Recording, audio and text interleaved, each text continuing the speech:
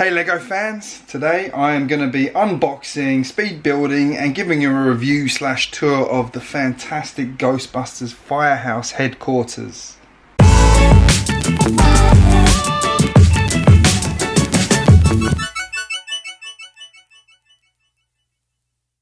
Now this is a set that was released back in 2016 and it is regarded as one of the best LEGO sets, or one of the most iconic at least LEGO sets ever created. It is a beast, coming in at 4,634 pieces. I confess, I never thought I would own this set. I'm very happy to have picked it up. I am a huge Ghostbusters fan, and when I originally saw this set I thought I have to have that. As you can see, the one I have here is a bit beaten up. It's been on the shelves for a while, was in storage at one of the big W's here in Australia, and it's got a lot of damage all around it. I'll show you that in a minute.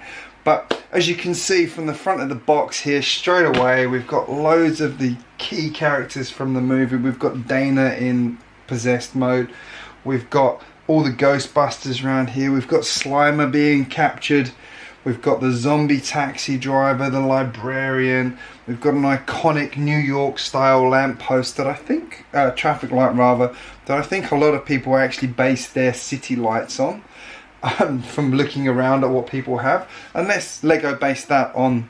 Anyway, you can see what's going on here, how the set opens up. You get a whopping 9 minifigures, as well as 3 ghosts. Just looking at it, just look at it. It's beautiful. It's just such a great set. And the box is just massive. I'm looking forward to seeing what's in it.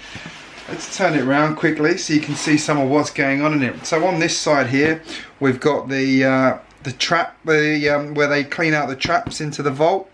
We've got the Venkman's laboratory up here, and we've got some of the ghosts coming out of the entrance after the vault's been blown up. Going round to the back of it, you can see how this thing really opens up.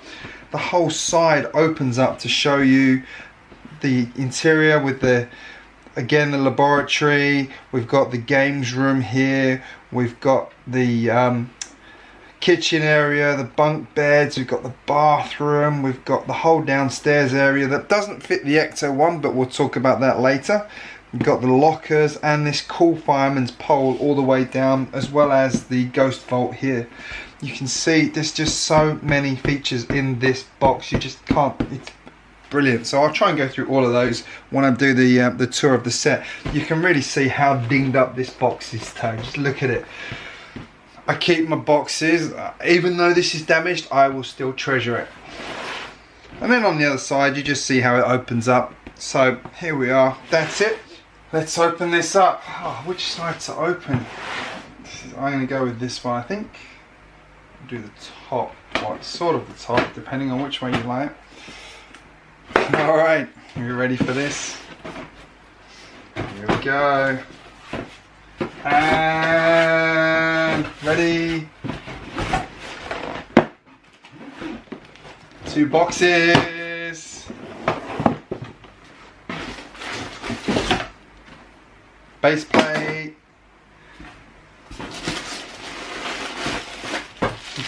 One whopper. Look at the size of that instruction manual. And some pretty cool stickers. We'll go through that in a minute. That's it. I thought Assembly Square was big, but crumbs. And then we have just bags and bags and bags and bags and bags and bags and bags of bits. Wow, that's all the loose space. So what on earth is in these boxes? I'm almost scared to open these, but I'm going to, obviously. Let's have a look. Let's do it that way. Don't need to keep these boxes, do I? Let's see what we have. Okay, can you guess what's in this one? Ready? It's just the baseboard, nothing else. No. Bags, bags, bags, bags, bags, bags,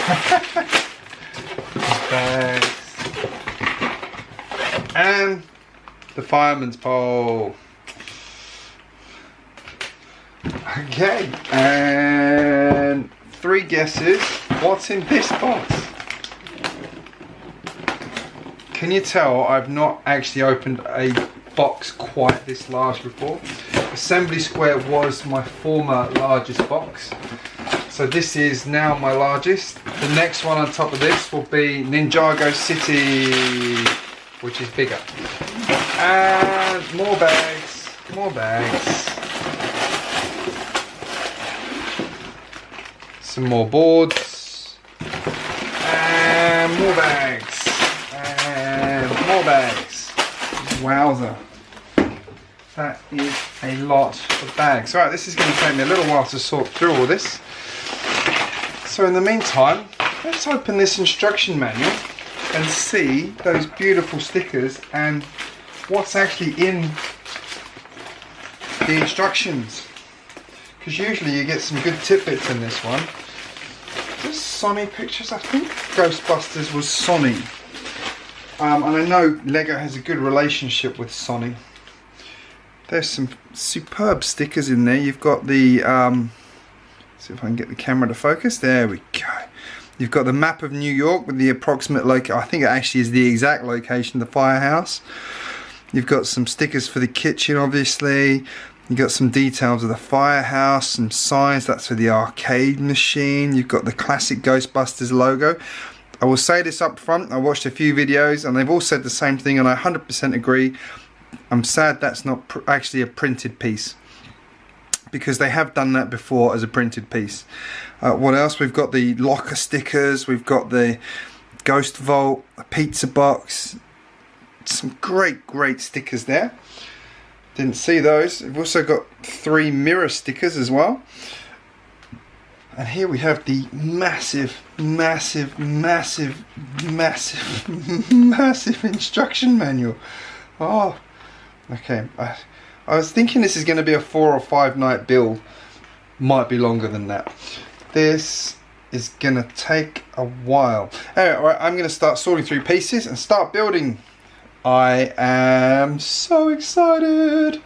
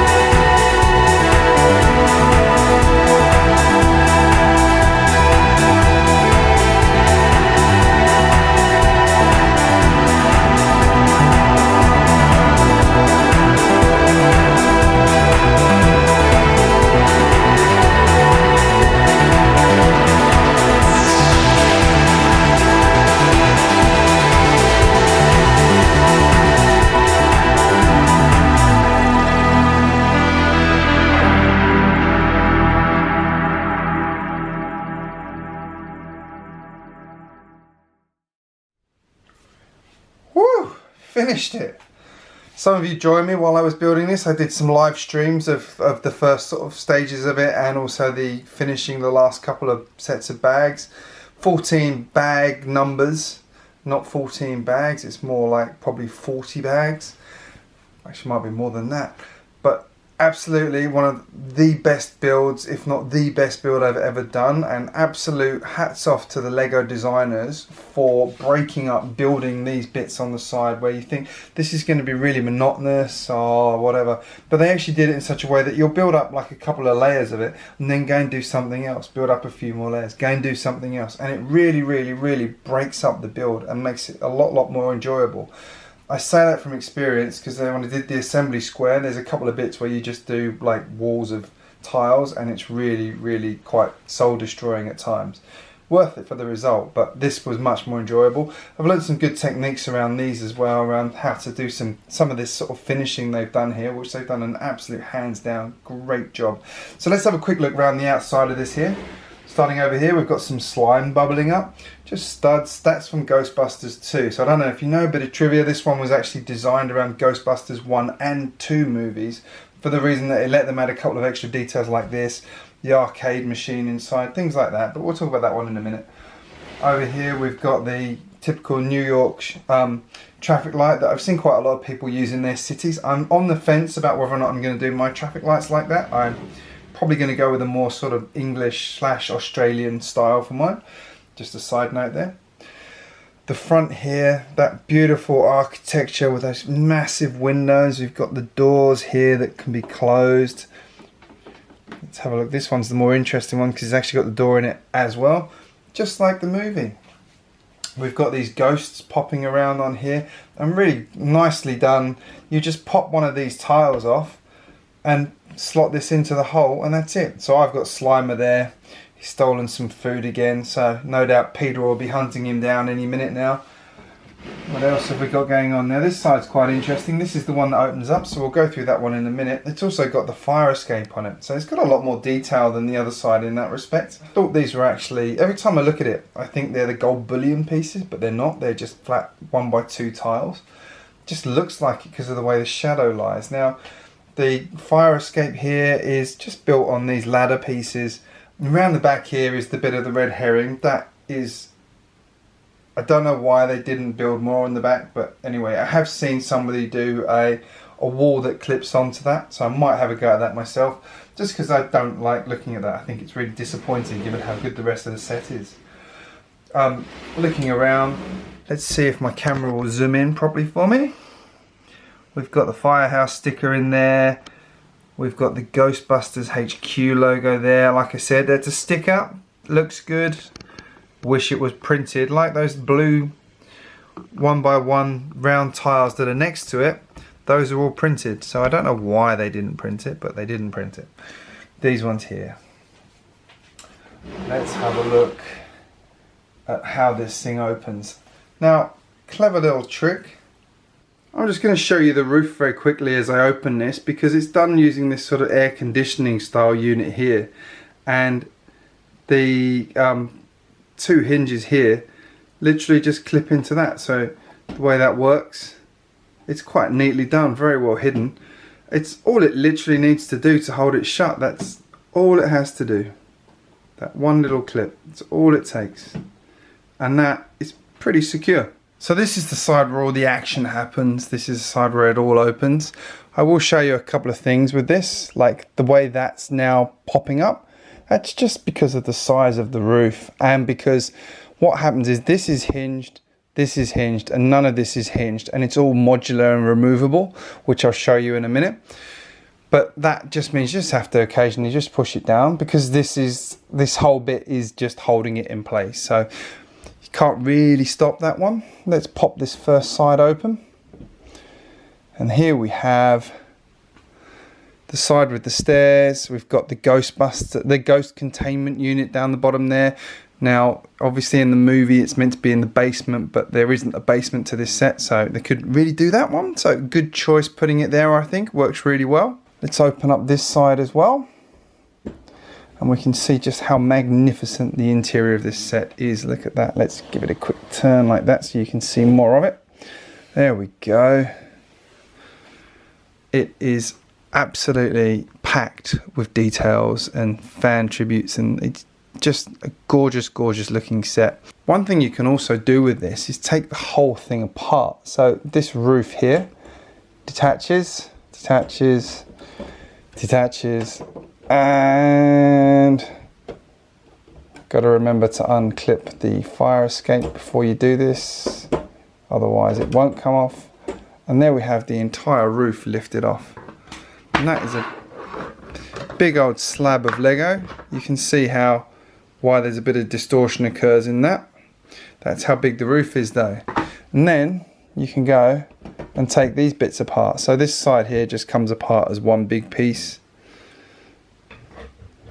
On this side, a little bit trickier because you have to detach the fire pole, like so. And then that all comes apart as well. So you can take that apart. So let's have a look at some of these rooms in detail. Let's start in what is arguably the most boring part of the building, and that is the ground floor where the park the Ghostbusters Ecto 1. Although you can't actually park the Ghostbusters Ecto 1 because there isn't enough room to park it. It comes in about 2/3 of the way, so it sticks out, but it's actually in far enough that you can use it and it will just cover the pavement. It won't cover into the actual road. For completeness, here is the door open with an Ecto 1 in there. This is the Ecto 1 from the newest Ghostbusters movie, which I built recently. You can see in this video, but you can see what I mean by it doesn't fit in there. But luckily, I mean, it goes most of the way in, and if it's out that far, it's just blocking the pavement. It's not actually into the road or anything, so it's annoying, but it works. There's not really a lot to write home about beyond the toolkit that's here. There's a really nice lamp build here, and the alarm up here is excellent. Starting in the kitchen, this is one of my favourite rooms in the building. It's just packed with coloured detail. There's things going on all over the place. Filter coffee machine, you've got a microwave, you've got this heater here, so a proper old school heater. You've got the dining table here with a toast, actually sorry, one of the ghost traps. You've got bits of slime. These guys are messy, you find out. And you've got these chairs. Now these chairs are actually, they work well, but they are slightly annoying because they don't attach, and you actually strangely the minifigure sits here and there's no way to actually attach the minifigure to the chair. So also the other thing that happens is when you move the set, they all fall over because they're not attached. And then the one thing that really stands out in this room is the arcade machine there with the Stay Puft Marshmallow Man on it. This was something the designer wanted to use. He designed this arcade machine and never actually put it into anything. And they realised that in Ghostbusters 2 there was actually an arcade machine, so that was how they snuck it in. Thought it was a really clever idea. I like that little bit of trivia they put in. Next up we have the bedroom. There's not a lot to write home on this one. There's just the 3 beds in there. Nice little builds. Next up comes the bathroom. Again, you can see slime everywhere. There's even a river of slime in the middle of the floor.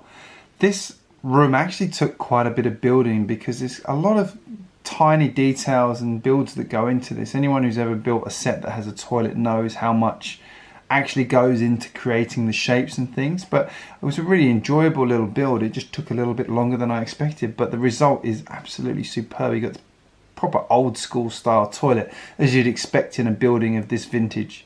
This room up here, not a massive amount to write home about. It's just an examination room, but there are some really good stickers on the wall. They are from, I think the guy's name was Vigo in the movie. You can see him coming through the wall or looking at photos of him being captured and analysed. Then we have the top floor with Egon's lab. You can see it packed full of flasks, computer equipment, testing equipment. Everything's in there. It's packed full of little details, including we've got the newspapers here. We've got a dartboard up here with the score. We've got a dart in the wall, which I thought was a really nice little trick. We've got the map of New York and some other New York stuff. We've got the pool table up there. I'm going to close this all back up. One thing you have to note when you're closing this up is make sure you don't have figures standing in certain points, like if they're overlapping these tiles. So the designers have put these tiles in to make it clear where things go and don't go. And you've also got to make sure you lift it enough that it clears the floor, because the tiles tend to hit, see like that, it's hitting there. And click clipped in, and let's see, did I manage to do it without hitting anything? I did. One thing I did find was when you close this side, it actually hits the desk if you're not careful. So the next time you open it up, you go, what? Why is the desk halfway across the floor? Because it's been pinged out by closing it up. So that is the Ghostbusters headquarters. Sorry, the Firehouse HQ, otherwise known as the Ghostbusters headquarters. I'm going to say I absolutely love this set. You can probably tell I'm just gushing over all the detail packed in throughout it. It's just an absolutely phenomenal build. If you can get hold of this set and you can afford it, get it. It's a great build. It really is. Just, if you like Ghostbusters, it's fun. If you don't like Ghostbusters, it's still a great looking set. And you can do something like JC did in his video and turn it into some other building if you want, because it still looks great on the outside, and he's gone and converted it so it does some other stuff on the inside. But I would highly recommend this set. I can't say enough good things about it. Hats off to the LEGO designers and every detail, the way everything comes together. This clearly was a labour of love when they were putting the thing together. It just shows in every detail, every angle, every corner, every way you look at it, down to the way the figures are printed. It's just absolutely brilliant. That is the end of my little tour / review of this set. Let me know in the comments what you think of this particular set. If you've got it, if you've got it to build, if you plan to build it, if you would like to get it still if you can. There are still sets around. I know Dr. McBrick just recently picked one up because I told him it had been discontinued, so he went and picked it up straight away. They do still exist if you can afford it and you want this set. I recommend it. If you're new here, make sure you hit subscribe and turn the bell on. I do post regularly, and welcome to my channel. Thank you so much for watching, everybody, and I will see you very soon.